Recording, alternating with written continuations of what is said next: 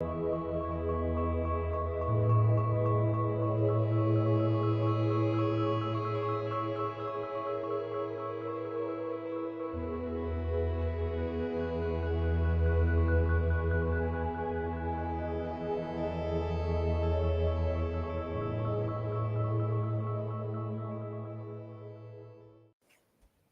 and welcome to the official Haters Euro 2024 Daily Show. I am your host, Freddie Walker, and joining me today is El Hater and Joel Means.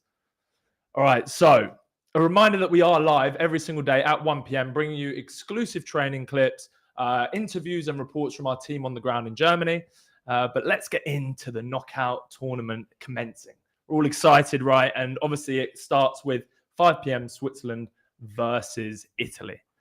What are you expecting from this one, Joel? I make Switzerland favourites. I think Italy haven't looked as assured as they did in the last Euros, and I think Switzerland have a much more experienced squad. I don't think Italy have hit the heights of their last sort of Euros. And really and truly, I think Switzerland, the way they played the last 3 games, it gives me a bit more encouragement that they'll get the job done against Italy. Okay, El? To be honest, Switzerland have really impressed me in the competition so far. They dismantled Hungary and picking up points against Scotland and Germany. I also have Switzerland in the sweepstakes. Ooh, a little soft so spot. I have a little soft spot for them today. I'm really looking forward to the midfield battle in the game. I'm looking forward to seeing Xhaka.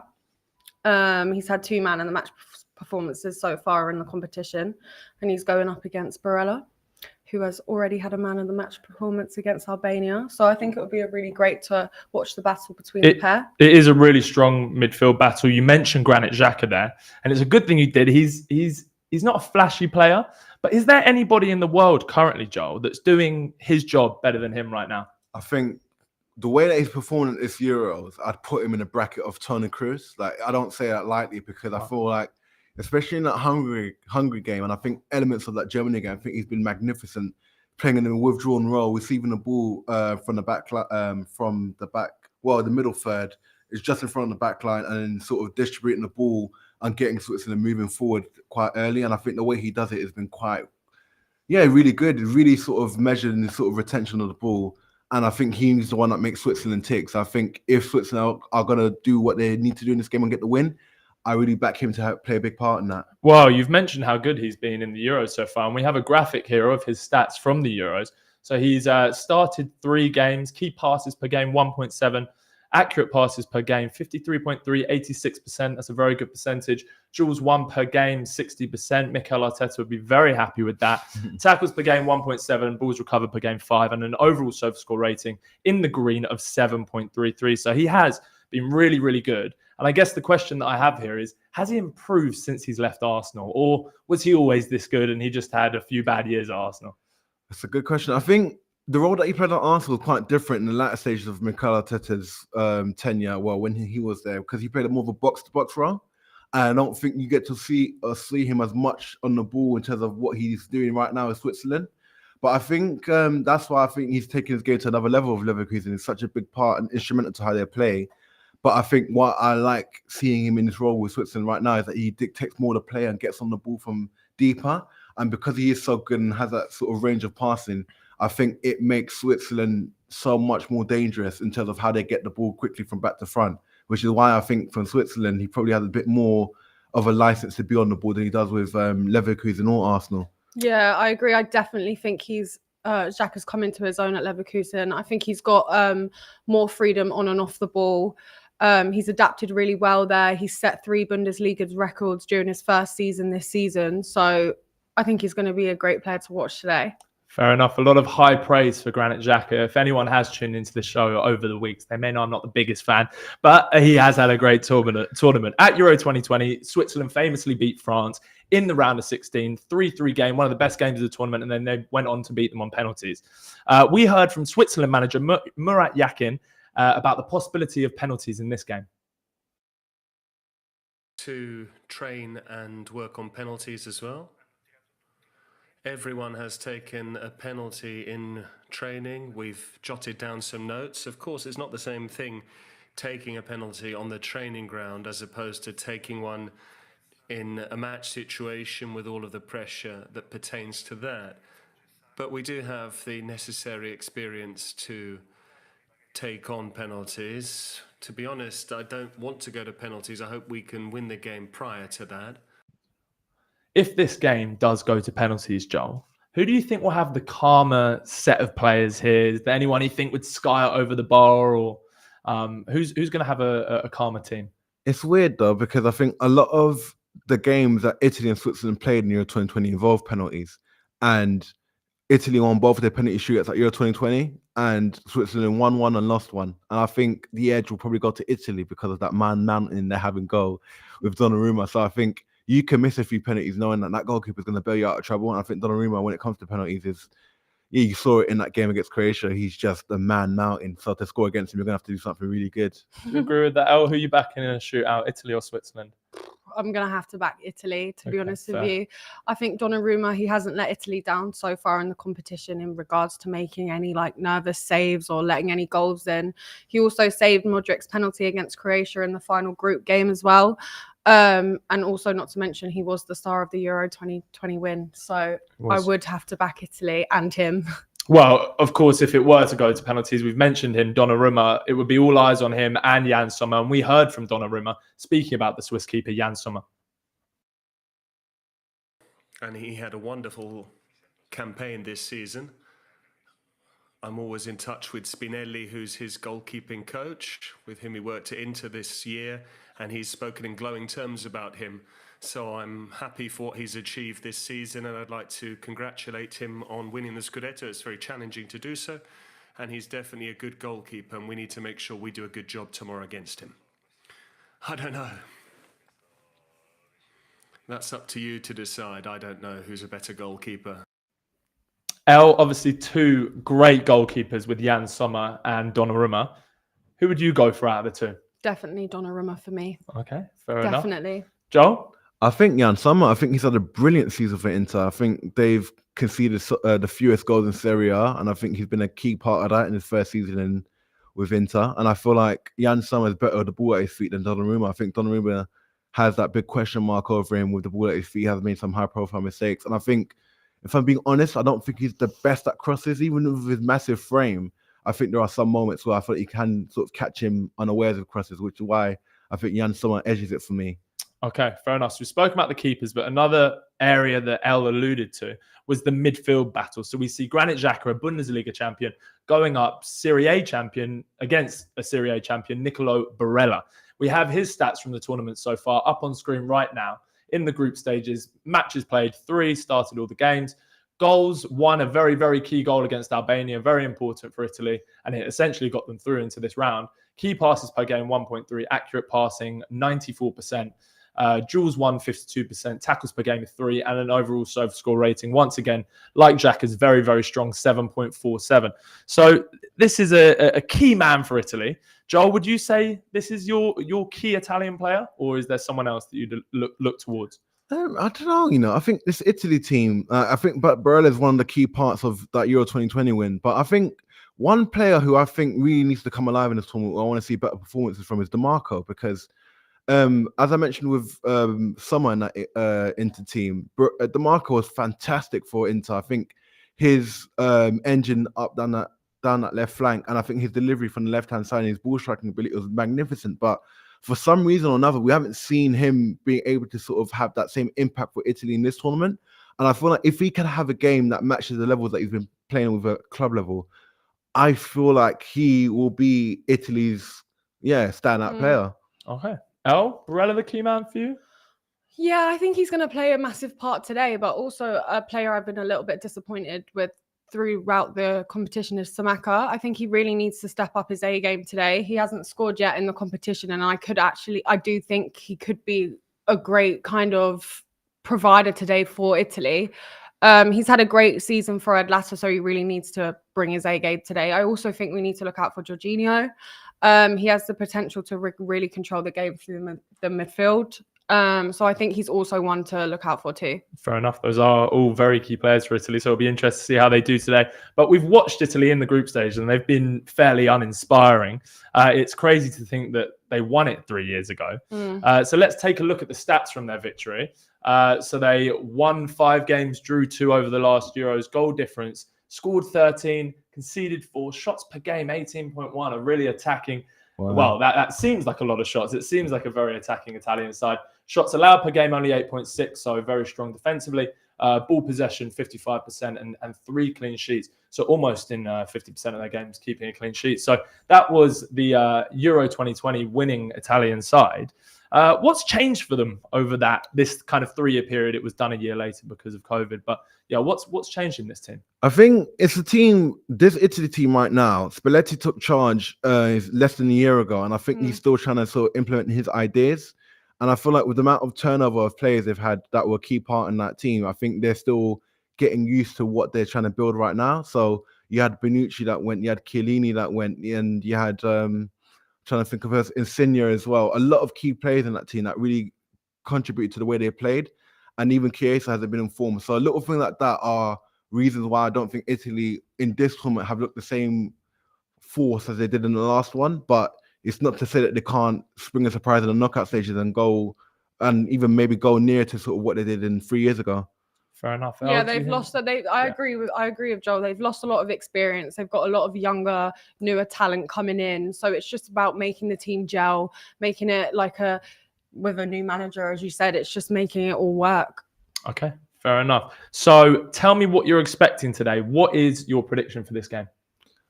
I'll go 2-1 Switzerland. I think at this stage, as I alluded to before, even though Italy are the reigning champions, I think Switzerland, out of the last 6 tournaments, have made the knockout stages. And I think they've got the experience to see themselves through in this game. I think I'm going 2-1 Switzerland. Ooh. And yeah, that's what I'm going for, because I think they have the experience to know how to get over the line in this one. Oh. Switzerland haven't beaten Italy since 1993. But I feel today could be their day. I'm hoping so for my sweepstake. I'm going to be really boring and go with Joel and say 2-1 Switzerland. I think they are just going to edge it today. Okay, well, we have a poll on the Haters YouTube channel. So we've got Italy versus Switzerland as the question. Currently got 53% of votes saying Italy. Really? And then 47% agreeing with you, Joel, with Switzerland.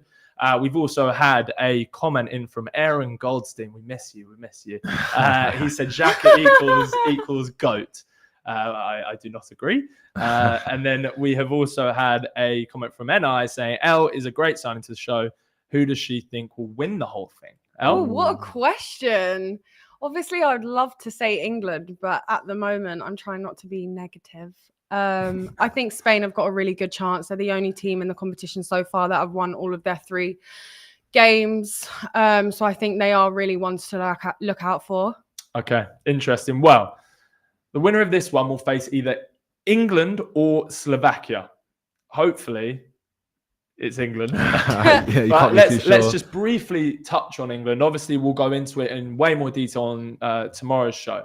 But yeah, what are you thinking about this Slovakia game? Are you feeling confident? I feel like Iceland has taught me never to be too confident with England, never to count your chickens before they hatch. But I feel like Gareth Southgate will be looking at himself, breathing a huge sigh of relief that the way they've played has still allowed them to top the group and face Slovakia. Obviously, it's not a game that England should be overconfident with the way that we've played. But I feel like if we get the balance right in midfield and create enough chances of Slovakia go, I don't see why England don't go through in this one. Elle, feeling confident about this one? I am feeling confident, but I need the lineup to be right. I feel like Gareth Southgate does need to make a few changes. What would be a change? For example, I would move Gordon onto the left. I'd start Palmer. Maybe, unfortunately, I know people aren't going to like this. Sub Saka. I know.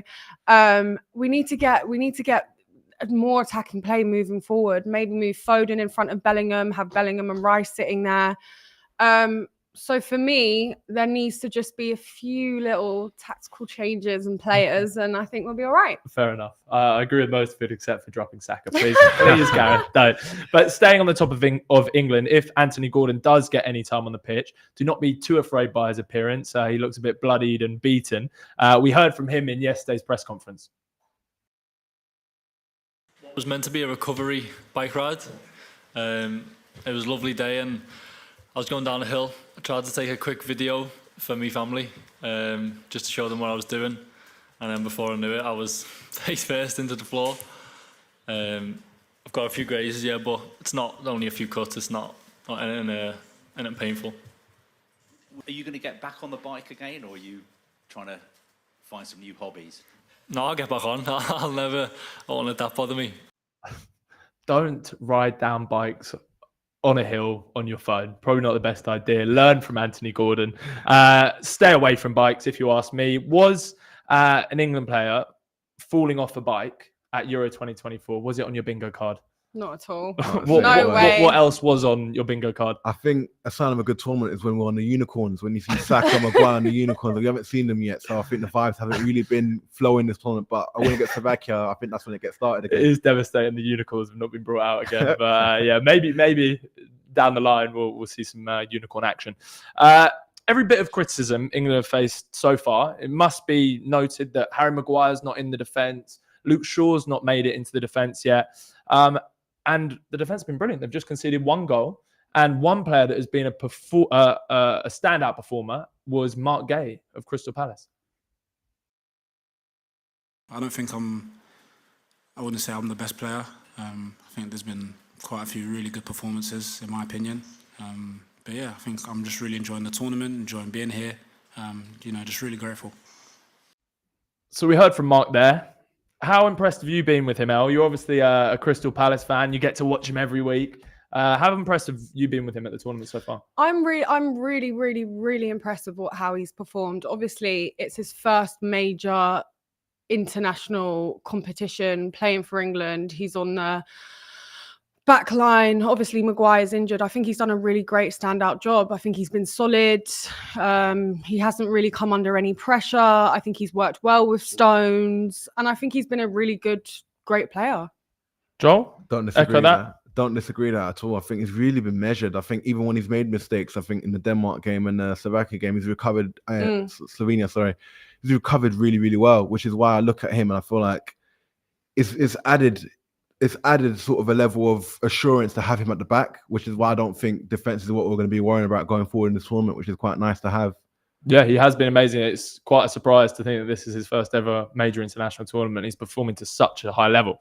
Okay, well, let's go away from England. The second game of the day sees host Germany take on Denmark. Denmark famously won Euro 1992 against the Germans. It was a massive upset. And we heard from Yannick Vestergaard about whether he thinks this team could do something similar.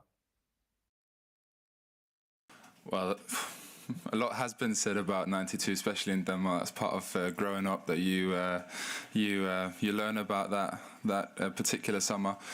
I think the big story back then was that Denmark was quite an outsider, hadn't even qualified for the tournament. So I think we have a good team. But there's no doubt that for anything special to happen, we would have to be a bit of an upset. It's a mentality that we embrace. Maths, science, and Euro 92 sounds like school in Denmark was a little bit more fun than it is here. But do you think Denmark have a chance again this year? I think they might not have a chance in the sense of bookies favourites, but I do feel like they can pose Germany a threat, and I feel like the way they do that is probably by exploiting Germany's back line. I think Germany's back line do not like running back towards their own goal, and I think if one thing that Rasmus Højlund is really good at doing is that he can run in behind back lines and give defenses trouble. So I think if Denmark find that early ball and put him through early, I think Germany will have a few problems there, especially we saw that in the Switzerland game where they didn't look that comfortable with the runs they had to make behind their own goal. They were only a Vargas offside goal away from finishing second in the group. So I think if Germany can exploit more of those problems in this game, then I don't see why Denmark can't pose a threat against Germany. El, do you think Denmark have a chance here? Or No. is it just a pretty simple game for Germany? I don't think it's going to be simple for Germany. I do think Denmark can cause them a few issues. However, I don't think they have the attacking quality to win the game. I think they will be a little bit disappointed with the 3 points they've only picked up in the tournament so far. So I do think they will give Germany a bit of a tough game today, but I do think Germany will egg it today, to be honest. Fair enough. And Denmark manager Kasper Hjulmand also agrees with that and knows that it's going to be a tough task and had this to say about the game.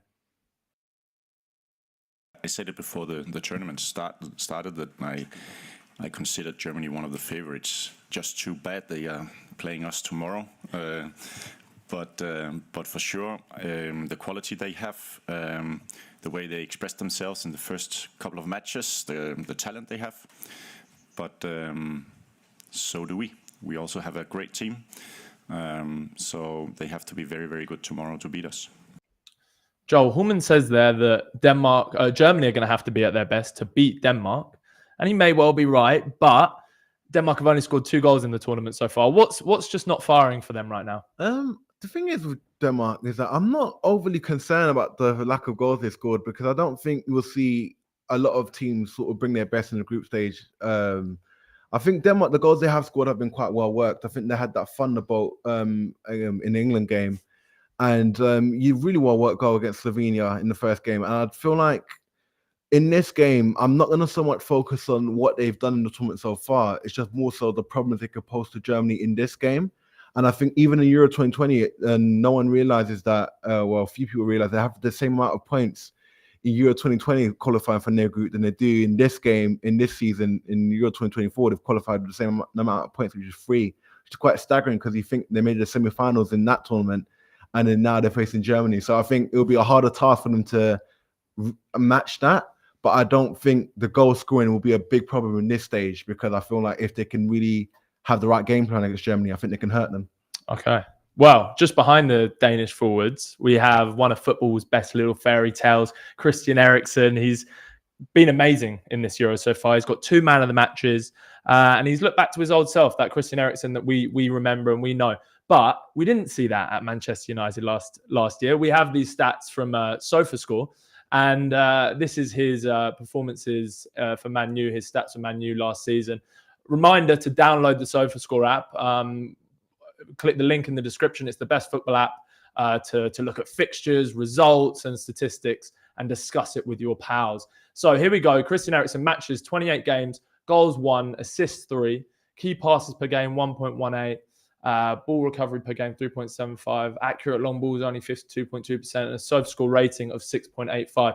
So that's 28 games, 1 goal, 3 assists. Not a huge impact from Christian Eriksen. What's the issue, do you think, El, for Eriksen at Man United? I think it's just a reflection at what's going on at Man United as a whole, to be honest with you. I think it would be unfair just to kind of look at them stats and just look at them and say, oh, Christian Eriksen, he hasn't really performed well here. He hasn't really contributed. But I think it's just something to do with the whole Manchester United team and everything that's going on with that team at the moment. Yeah. So hopefully within this competition, we can see him shine a lot more. Yeah, and we are so far. Joel, what do you think about Eriksen at Old Trafford? What's the issue? I think El has a good point. I think United have what's the opposite of the Midas touch, where everything they touch turns to rubbish. But I think Eriksen, if I could keep it completely simple, I think it's because Bruno Fernandes plays in that role that he'd like to play in. I think Eriksen at this stage of his career hasn't got the engine to play the way that Ten Hag wants him to play, and that's in front of the back line. I think he's technically secure, technically sound on the ball, and good at progressing the ball forward from the middle of the park.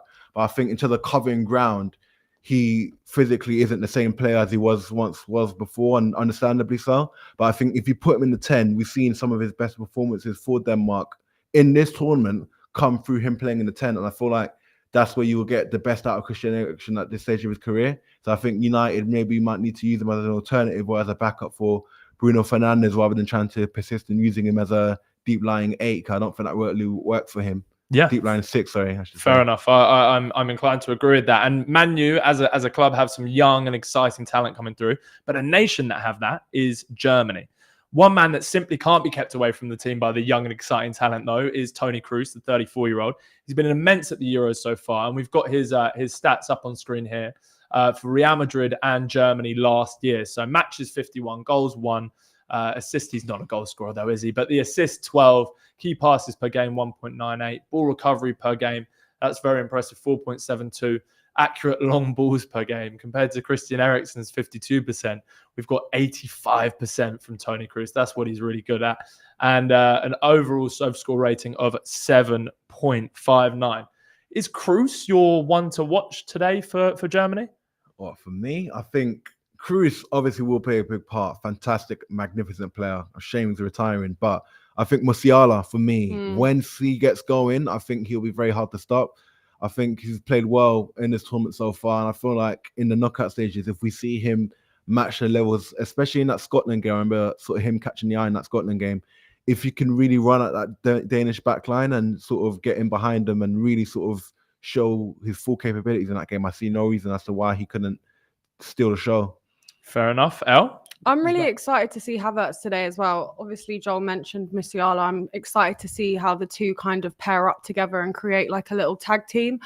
And then you also have Gundogan, which I think he kind of keeps that control and maturity and quality throughout the pitch. So I think they have a really good mix of young, old. Yeah, experience. They have a lot of talent altogether, Germany. Yeah. You've got Sane in that squad as well. You've got Füllkrug, you've got Wirtz. They've got a lot of attacking talent, and the defense is strong as well, and the midfield is strong. It's definitely a strong team that can go all the way. Even though Sané has, I think you were maybe going to allude to that he hasn't had a great Euro so far. But it's going to be a debate also with Füllkrug maybe coming in instead of Havertz. He's obviously played a good tournament so far, and Havertz maybe not the best. But what do you think about that one, Joel? Would you go for Füllkrug or Havertz up top if you were the German I think manager? Kai all the way. I think Füllkrug is effective off the bench. I think a sharper Füllkrug off the bench against a back. Danish backline, they are quite big, you know. I think Füllkrug has a physical element that always sort of has an advantage for him. But I think Kai Havertz, in terms of his technical ability and being able to link up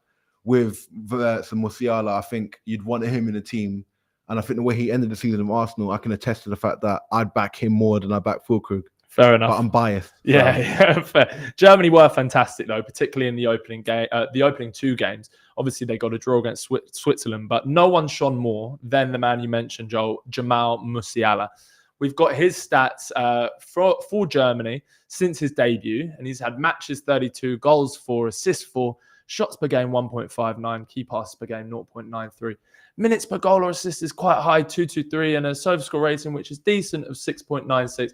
I would maybe say those statistics don't necessarily reflect how good Jamal Musiala has actually been for Germany, because he's been in a poor German team, especially in that World Cup. He seemed like the real star man that was sticking out, but just didn't have the team around him to support him. But this tournament, he's been amazing, and he deserves the credit that he should get. Do you think he gets enough credit? It's a good question. I think maybe English fans don't watch him week in, week out, so we don't appreciate how good this guy is. But I think he's such a fantastic. When you watch him on the ball, he just floats on the pitch. Honestly, he's just such a fantastic player to watch. And I think his game intelligence is really, really something to watch out for. Like, he does not tend to make the wrong decisions. Like, he doesn't get in promising decisions and sort of fluff found delivery. He's quite assured. And I think one thing to keep an eye out is that he hasn't signed a new contract at Bayern. So I think his status as a Bayern player is up in the air. So I think if he has a great tournament, there'll be more clubs going in for him and sort of having the next big player on their hands for the next decade, I'd say. Every club in the world should be going for Jamal Musiala. He's a top talent. And he's also only 21. I think everyone forgets this. He's 21 years of age. Yeah. That's insane. He's putting a team on his back, really, with Germany and Bayern Munich, to be honest. He's the star man for both of them right now. So he is an incredible player. And it's a horrible question to ask, but does Jamal Musiala get into the England team? If so, who does he replace? Gordon. Or Phil Foden. Wow, I so feel on that so left bad side. saying that, but yeah, I'd definitely put him on the left. Okay. Is he getting into your team, Joel? I think he comfortably gets in. If you put Rice next to Bellingham, you put Foden in the 10, put just Jamal Musiala on the left and Saka on the right, I think we have a frightening proposition. That is a powerful team if you slot Jamal Musiala into it. Yeah, what could have been. But yeah, Jamal, probably Gareth Southgate would decide not to start him, and he would do some weird stuff. Robert Andrich will be looking to add to his Bundesliga and DFB Pokal medal with a Euro medal this summer. He was asked about the German mentality and his haircut. Well, yeah, you can see in the team that with the 7 points, we do have a certain confidence that is pretty good, yeah. So we hope that that will do something with the opponent. So we want to continue that. We want to continue being hungry and get to the next round. And it will not be easy to... And I think we'll do it in a confident way, and we'll get to the next round. And in terms of my hairstyle, I've thought about it for quite a while to change my hair color. Okay, just before I ask you who has the best haircut of the Euros, I'm going to run to the comments. So we've heard from Aaron saying, would Barella be a good signing for Arsenal? Joel, would you take him? I think he would. I think next to Rice, I think he would. He'd be really good on the ball. I think we need that technical security, that someone that can really sort of progress the ball forward. I think Rice, as good as he is, he's not a progressive passer. So I think, I'd take him. I agree. I would 100% take Barella. He looks like it would be a great signing and fit into Arsenal's team very nicely. We have from Cole Scotland saying Spain to win it. Austria could be there too. I like your icon there, Cole Scotland. Nice Scottish flag. Shame that we are not in the next round. But definitely possible that Spain could win it. And Austria, one of the surprises of the tournament, I would say so far, by how far they could potentially go. And that's it for the comments so far. Right. Best haircut of Euro 2024. Joel? I don't know. I'm not, as you can see, I'm not a hair connoisseur myself. I like to keep it simple and low as possible. But I think, I don't know, I can't beat Modric's, for example. It always stands out to me just because of the way that he parts it. It's nice. I like the hairstyle. But again, with all that's been happening at Euro 2024, I haven't been looking at the hairstyle. So, I'll defer to you. I see in the comments that someone put Kevin De Bruyne. Oh, fair. I kind of like his hair at the minute. He's kind of chill. He's, living life. But yeah, I'd probably go for someone like him. I'm shocked that Foden hasn't done anything with his hair. He has enough on his plate. Yeah. Congratulations. I was waiting on him, but he hasn't done anything yet either. All right, well, I'm going to back Calafiori, the Italian. It's like the Maldini lid. Like it's a fresh head. But all right, let's go back onto the football. Do you think that being the host nation in Germany puts more pressure on them in this game than it would if it was in England, let's say? No, I think the German fans, they're known for their vibrant support. And I think the other thing to figure out as well, that Germany in the last 3 tournaments haven't always performed well. They've gone out the last 2 World Cups in the group stages, and they've gone out the last 16 in the Euro. So to have the lift of the home fans actually backing them, and I think sometimes the pressure of media can sort of bring a lot of scrutiny on you. So to have fans visibly in the stadium backing you, I think you'll see them lift their performances on the back of that. Fair enough. Okay, well, we also heard Julian Nagelsmann's response to that question, whether being the host nation adds more pressure to them. I think it doesn't matter if you're host team or not. The expectation of our fans will be always the same. They always want to see a successful team. At the end, I think it's gives us a big support and a good feeling when we see all the pictures out of the streets. How our fans are supporting us and celebrate the games. We try to keep on going like that. So try to produce another pictures tomorrow evening, because that's so important for our country. And I think it's an additional push for our team. Okay, so whoever wins that game will either face Spain or Georgia in the quarterfinals. Would you assume that whoever wins that quarterfinal, assuming it's Spain and Germany, goes on to win the tournament? Ooh, that's a big question. There's a lot of other good teams in the tournament. You've obviously got the France, kind of Portugal bracket. Well, maybe Belgium, but if you take favourites and expect them to get wherever, then obviously you're going to have potentially a France or a Portugal in the semi-final that needs to play Spain or Germany, and you're going to maybe have Netherlands, England, Netherlands, Italy, or whatever. So, do you think that Spain, Germany is the decider? I think it's the decider on that side of the draw to who goes to the final. But in terms of who win, I say who goes to the final, as if France and Portugal aren't on the other side. But I think whoever goes to the semi, I don't know. Again, I'm rambling here, but I do think Germany were my favourites to win it, and I think I'd back them to win the tournament if they beat Spain. But there's so many factors up in the air; it's hard to sort of hang my hat on one team at the moment. I don't know if Germany will beat Spain. I don't know. I don't know if I can see it happening. I think they'll edge them, but I don't think. I don't know. That's a very good question. I think Germany can pose a threat against Spain. I think they can win against that game, but they'd have to play at a level above what we've seen in the tournament so far. Okay, well, just to go to the comments quickly, we've had Sonny say, can the 2 Denmark centre-halves put up with Germany's pressure?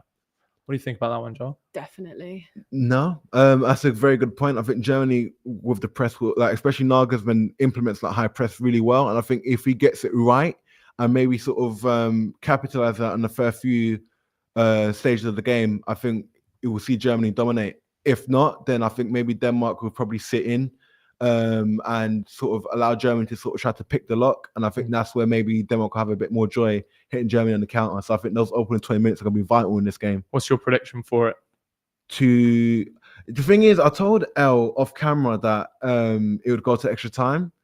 But now, speaking about that pressure comment, I think I'd have to go 2-0 Germany. Okay, fine. Elle? I think Anderson is going to do great at the back for Denmark. So I really feel bad saying Germany are going to beat them, but I'm going to have to go 3-1 Germany. Fair enough. Well, we've also got a poll on the Haters YouTube channel. So we've put the question Germany versus Denmark, and we have 63% saying Germany and 37% Denmark. So more going for Germany than the previous poll, where it was a bit more split. But that's all that we have time for today. So thank you for watching. We will be back here at 1 p.m. tomorrow to look at the England game. Enjoy your Saturday and enjoy knockout football.